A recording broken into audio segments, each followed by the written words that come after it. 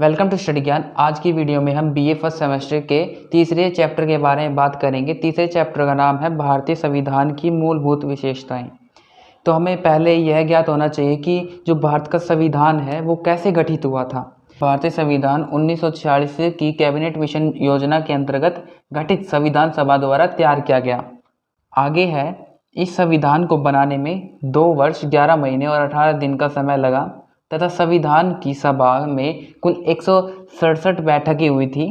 ये याद रखने योग्य है। संविधान सभा में 7,653 संशोधन हेतु विचार रखे गए थे। तो एक ये भी जरूरी है कि कितने विचार रखे गए थे संशोधन के लिए। तो संशोधन के विचार थे, उनकी संख्या थी 7,653। आगे बताया गया है, लेकिन इनमें से कुल 2,473 विषयों पर विचार हुआ, इसमें संशोधन को अपनाया गया। अंत में बताया गया है कि भारत का संविधान 26 नवंबर 1949 को बनकर पूरी तरह से तैयार हो गया था। लेकिन क्या कारण था कि 26 जनवरी 1950 को लागू किया गया? जब 26 नवंबर को संविधान बनकर तैयार हो गया था तो उसी समय हमने यह लागू क्यों नहीं किया? हमने 26 जनवरी को क्यों ही लागू किया? तो इसके पीछे कारण है कि 26 जनवरी भारत में उस समय भारत की गवर्नमेंट चाहती थी कि 26 जनवरी को देश आज़ाद हो, लेकिन 15 अगस्त को देश आज़ाद हुआ।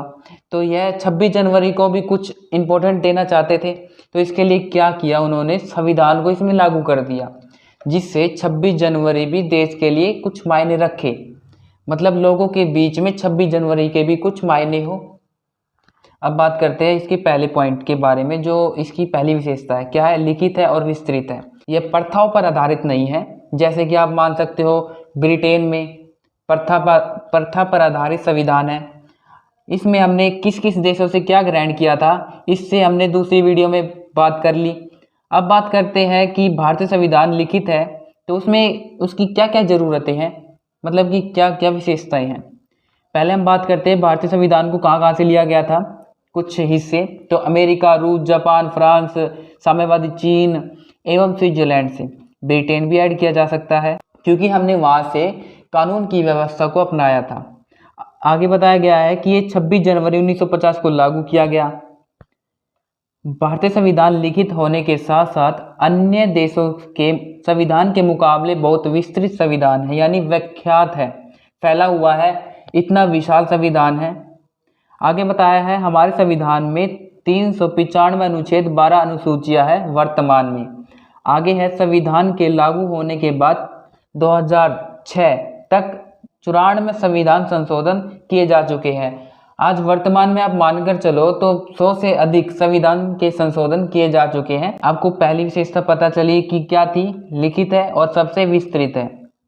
अगली विशेषता क्या है? इसकी प्रस्तावना। प्रस्तावना क्या है कि एक प्रकार का ऐसा प्रिंट है जिसमें हम उद्देश्य को लिखित रूप में लिखकर उसे हम परिभाषित करें।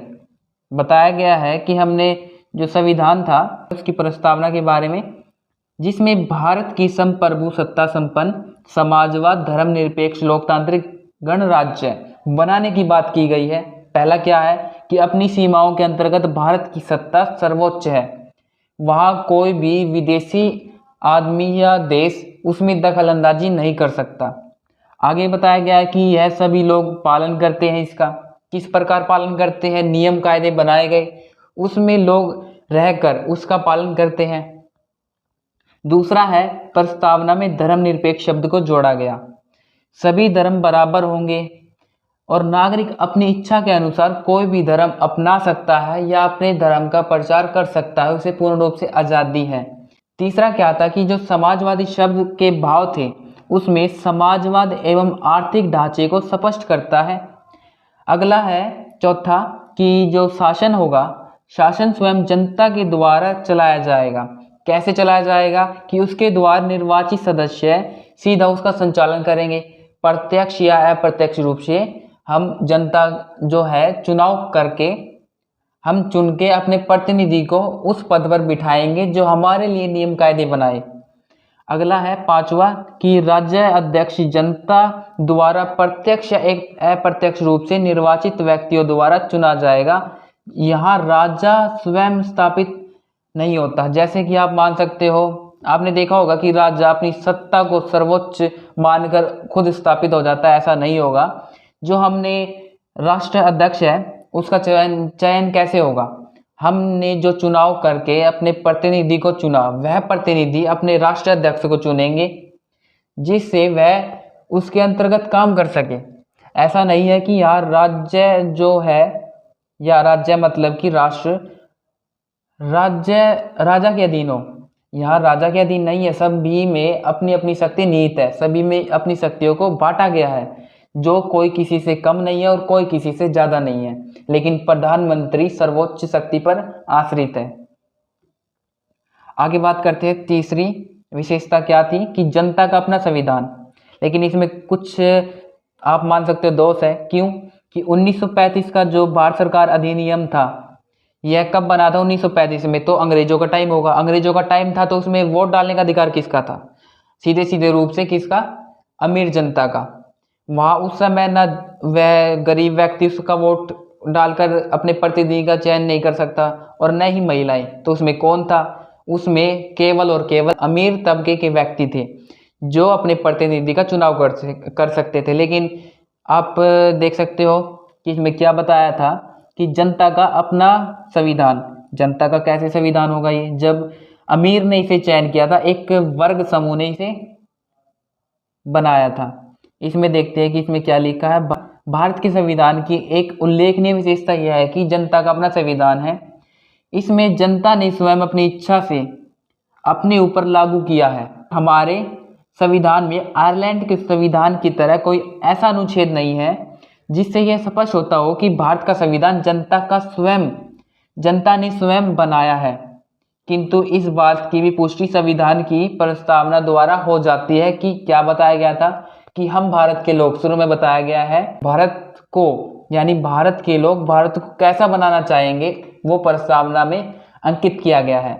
अगला है यह लचीला और कठोर है। लचीला कैसे है कि यह संविधान में संशोधन प्रक्रिया से जो संशोधन होगा उससे क्या होगा? लचीला भी है और सजीव भी है। इससे क्या प्रतीत होता है कि जो संशोधन प्रक्रिया है कि इसमें पता चलता है कि भारत का संविधान जीवित है, उसमें समय समय पर नई नई चीज ग्रहण की जाती है। तो आगे बताया गया है कि जो अनुच्छेद 368 है उसमें संविधान प्रक्रिया का जो संशोधन प्रक्रिया है उसका वर्णन किया गया है।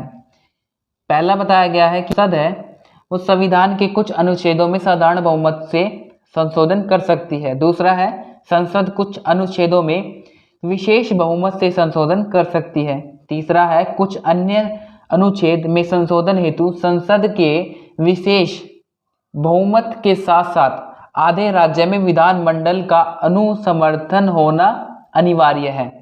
यानी कि संसद की कुछ शक्तियां है संशोधन करने के लिए, लेकिन उसमें जो विधानमंडल है उसकी भी समर्थन या शक्ति को साथ लेकर चलना पड़ेगा। आगे बात करते हैं पांचवी विशेषता के बारे में, संसदीय सरकार। यानी कि संसद किसके प्रति उत्तरदायी होती है? जनता के प्रति, और जनता में ही निहित होती है। कैसे कि मतलब कि आप मानकर चलो, आपने देखा होगा आप जब वोट डालने जाते हो तो किसका चयन करते हो? अपने प्रतिनिधि का। और वो प्रतिनिधि कहाँ जाकर आपके मुद्दों को रखता है? संसद में। तो बताया गया है कि भारत का संविधान देश में संसदीय सरकार की स्थापना करता है। भारत का राष्ट्रपति देश का संवैधानिक मुखिया है जिसके नाम पर शासन चलाया जाता है, किंतु वास्तविक शक्ति प्रधानमंत्री के पास होती है। आप देखो तो जो राष्ट्रपति है उसके पास केवल जो शक्ति है वो है नाम मात्र की, और जो प्रधानमंत्री है उसके पास है काम मात्र यानी काम करने योग्य शक्ति। भारत में सरकार संसद के प्रति उत्तरदायी है। यदि लोकसभा सरकार के विरुद्ध अविश्वास पत्र कर दे, विश्वास पत्र क्या है कि हम मानकर चलो कि जनता का उसमें विश्वास नहीं है, सरकार के अंदर जनता का विश्वास नहीं है, जब वह स्पष्ट हो जाता है कि हाँ ये जो बात कही गई है विपक्ष द्वारा ये 100% सत्य है, तो सरकार क्या होती है? हट जाती है, बर्खास्त कर देते हैं, उसे अपना त्याग पत्र देना पड़ता है। भारत में राज्य स्तर पर भी संसदीय शासन प्रणाली अपनाई गई है। विशेषता जो कि है संसदात्मक शासन प्रणाली, यानी कि सभी में, संघ में और राज्य में शक्ति का बंटवारा किया गया है।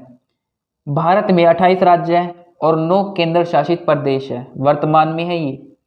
भारत का संविधान लिखित है एवं अति कठोर है। संविधान द्वारा केंद्र व राज्य के मध्य शक्तियों का बंटवारा किया गया है। कैसे?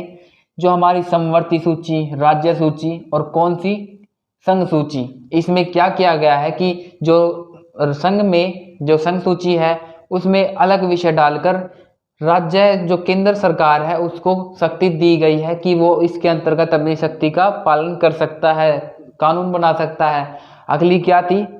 राज्य सूची। राज्य सूची में क्या था कि वह अपने इतने नियमों पर कानून बना सकता है, इतने क्षेत्राधिकार है। अगली थी समवर्ती सूची, जिसमें केंद्र और राज्य दोनों आपस में मिलकर शक्ति का बंटवारा कर सकते हैं, कानून बना सकते हैं, लेकिन अंतिम शक्ति किसकी होगी? केंद्र की। 3 सूची के बाद हमने बात करी कौन सी? संघ सूची, राज्य सूची और समवर्ती सूची में विभक्त किया गया है, बांटा गया है। लास्ट है केंद्र में संसद के ऊपरी सदन राज्यसभा में संघ के यानी केंद्र के सभी राज्यों को प्रतिनिधि दिए गए हैं। आगे बात करते हैं 7वां जो विशेषता है, कौन सी है? मौलिक अधिकार। सबसे इम्पोर्टेंट है, अगला चैप्टर इस पर ही बेस होगा, तो इससे में थोड़ा बहुत बात कर लेते हैं कि जो मौलिक अधिकार है कितने अधिकार है? 6 अधिकार है। और 6 अधिकार में कौन कौन से हैं? समानता का, सभी समान रहकर कार्य करें, आज़ाद हो सारे और कोई भी उन पर दबाव डालकर शोषण न करे, धार्मिक आज़ादी हो, संस्कृति और शिक्षा का अधिकार प्राप्त हो और संवैधानिक उपचार का अधिकार प्राप्त हो। इसमें पहले 7 मौलिक अधिकार थे जो 1978 44वें संविधान संशोधन के द्वारा संपत्ति के अधिकार को हटा दिया, इसे निकाल दिया गया था, जिसके कारण इसमें इसकी संख्या 6 हो गई। आगे बात करते हैं 8वां मौलिक कर्तव्य। आप ये मानकर चलो आपको अधिकार दिए गए हैं तो उसमें कुछ ना कुछ आपका भी कर्तव्य है, आपकी भी ड्यूटी है कि उस अधिकार को पालन कैसे किया जाए। मौलिक कर्तव्य के बारे में बात करें तो जो संविधान के 42वें संशोधन द्वारा इसे जोड़ा गया, 51वां जो अनुच्छेद है 51A में निम्नलिखित रूप से 10 मौलिक अधिकार के कर्तव्य दिए गए हैं। पहला कर्तव्य है कि संविधान का पालन करें, इसकी संस्था, राष्ट्रीय ध्वज, राष्ट्रगान का सम्मान करें। दूसरा क्या था? पालन करना है जो जिन आदर्शों पर हमें आज़ादी प्राप्त हुई थी उसके लिए हमारे राष्ट्रीय संघर्ष को प्रोत्साहित करना चाहिए। तीसरा है भारत को प्रभुसत्ता, एकता और अखंडता को हमें सुरक्षित और समर्थन देना चाहिए। चौथा है देश की सुरक्षा एवं आवश्यकता के समय राष्ट्रीय सेवा हमें देनी चाहिए। जब देश को हमारी ज़रूरत हो तो हमें क्या करना चाहिए? हमें अपना कर्तव्य पूरा करते हुए अपनी सेवा देनी चाहिए। 5वां है देश के सभी लोग सहबंधुत्व यानी भाईचारे के साथ समान रूप से विकास करें। 6ठा है संयुक्त संस्कृति की गौरवपूर्ण जो विरासत है उसका सम्मान करना चाहिए तथा इसे स्थापित तथा सुरक्षित रखा जाना चाहिए। अगला है प्रकृति व पर्यावरण, जिसमें नदी, वन, जीव, वन्य जो भी है उसकी रक्षा करनी चाहिए। अगला है वैज्ञानिक दृष्टिकोणों को अपनाना चाहिए। 9वां है सार्वजनिक संपत्ति की रक्षा करनी चाहिए। 10वां है सभी क्षेत्रों को उन्नत करने का प्रयास करना चाहिए। आगे बात करते हैं अगली जो विशेषता है, क्या है? राष्ट्रपति की आपातकाल शक्ति। 3 आपातकाल शक्ति है, उसके बारे में बात करते हैं। पहली क्या है? पहले हम बात करते हैं कि राष्ट्रपति के पास 3 शक्ति है। पहली शक्ति है युद्ध, बाहरी आक्रमण तथा सशस्त्र विद्रोह का खतरा हो तो अनुच्छेद 352 का प्रयोग करके राष्ट्रपति राष्ट्रीय आपातकाल लगा सकता है। दूसरा है राज्य का प्रशासन संविधान के उपबंधों पर चले ना, उसके द्वारा दिए गए नियमों का पालन न करे तो क्या कर सकता है राष्ट्रपति कि अनुच्छेद 358 के तहत राष्ट्रपति राज्य में राज्य आपातकाल की घोषणा करके उस राज्य के सीएम को हटा सकता है या उसकी राज्य सरकार को भंग कर सकता है तथा राज्य में राष्ट्रपति शासन लागू हो सकता है। तीसरा है जब देश में स्थिति उत्पन्न हो रही हो, ऐसी स्थिति जिसमें भारत की वित्तीय जो स्थिति है या साख क्रेडिट को खतरा उत्पन्न हो, आर्थिक तंगी हो, तो हम अनुच्छेद 360 के तहत वित्तीय संकट की घोषणा कर सकते हैं, जो अभी तक नहीं हुई है। अगली है 10वीं विशेषता, क्या है? राज्य जो है उसके नीति निर्देश सिद्धांत। संविधान के चौथे भाग में अनुच्छेद 36 से 51 तक राज्य के नीति निर्देश सिद्धांतों का उल्लेख किया गया है कि केंद्र तथा राज्य के जो संविधान में कुछ आदर्श रखे गए हैं ताकि वह इनके अनुसार अपनी नीतियां का निर्माण कर सके, जनता की भलाई कर सके। यदि इन सिद्धांतों को लागू किया जाए तो भारत में सामाजिक, आर्थिक, राजनीतिक लोकतंत्र साकार हो सकता है। 11वीं विशेषता है द्विसदनीय विधानमंडल। हमारे संविधान में एक अन्य विशेषता यह है कि केंद्र में द्विसदनीय विधानमंडल की स्थापना की गई है। संसद के निम्न सदन को लोकसभा तथा ऊपरी सदन को राज्यसभा भी कहा जाता है। लोकसभा की शक्ति और अधिकार राज्यसभा की शक्ति और अधिकार से कहीं अधिक है। भारत के कुछ राज्यों में द्विसदनीय विधानमंडल मौजूद है। 12वीं विशेषता है इकहरी नागरिकता, यानी एक नागरिकता। अमेरिका की तरह द्वि नागरिकता नहीं, यानी कि अमेरिका की अपनी नागरिकता, जब वह अपने राज्य से दूर जाए तो उस राज्य की नागरिकता। इसमें बात करते हैं कि भारत में संघात्मक शासन प्रणाली की व्यवस्था की गई है तथा अमेरिका की तरह इसमें दोहरी नागरिकता नहीं है, एक केंद्र की और दूसरी राज्य की। समस्त भारतवासियों की एक ही नागरिकता रखी गई है। जो निर्माण करने वाले थे संविधान, उनका भय था कि जब भारत की जो जनता है वो अनपढ़ एवं राजनीतिक दृष्टिकोण से पिछड़ी हुई है, तो इसका फायदा उठाकर कोई इन्हें बांट ना दे, इसलिए इसमें दोहरी नागरिकता से राष्ट्रीय भावना की अपेक्षा प्रांतीय भावना प्रबल हो जाएगी। कैसे कि आप मान सकते हो कोई राज्य है, वो उसमें जो जनता रहती है वो अपने राज्य के प्रति पहले जिम्मेवार रहेगी, ना कि राष्ट्र के प्रति। अगर आप मानकर चलो अमेरिका को, इसलिए उन्हें भय था जो संविधान निर्माता थे कि अगर हम राज्य की अलग जो नागरिकता उसे दे दें और केंद्र की अलग, तो इससे क्या होगा कि यह एकता के सूत्र को नहीं कर पाएगी, एकता स्थापित नहीं कर पाएगी। 13वीं विशेषता है सार्वभौमिक वयस्क मताधिकार।